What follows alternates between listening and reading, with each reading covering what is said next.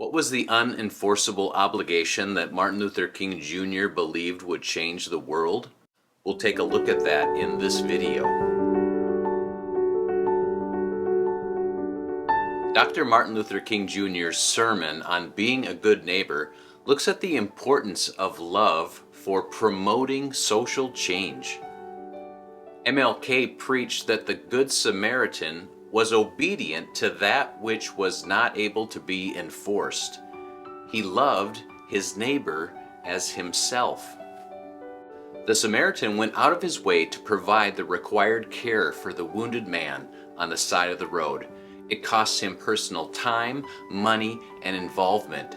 He put his whole self into the giving. His concern touched both his heart and his wallet. Civil laws can regulate outward behavior, but they cannot regulate the inward attitudes of the heart. Being a good neighbor and a good leader requires an ethic of love.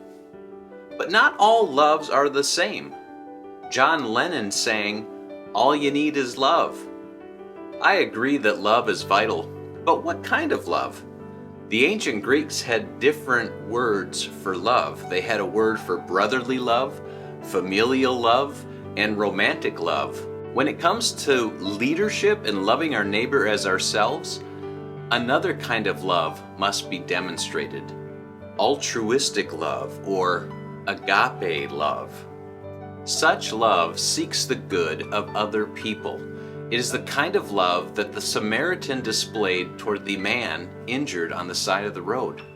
Leadership researcher and author Peter Nordhaus, in his book Leadership, describes the theory of altruistic leadership as actions that promote the best interests of others.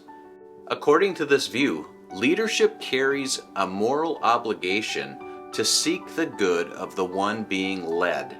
Ethical leadership does what is right and good for the followers first. This is altruistic and ethical leadership, and it resembles agape love. Such an approach recognizes leadership as a stewardship of people with both a high privilege and responsibility. Love must rule because the transformation of society will require a deep and profound change of heart. MLK said, "Love is mankind's most potent weapon for personal and social transformation." People change and organizations thrive when leaders harness the power of leading with love.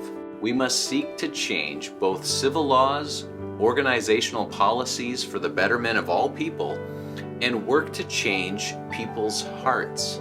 Love as an ethic of leadership seeks the best in others and goes out of its way to empower, heal, and restore. MLK sought to live out such a love ethic in his leadership by embracing all people and seeking to overcome evil with good. He placed his own needs on hold to ensure that others benefited. Through living out this unenforceable obligation, that inner law of love, people changed and society was transformed for the good.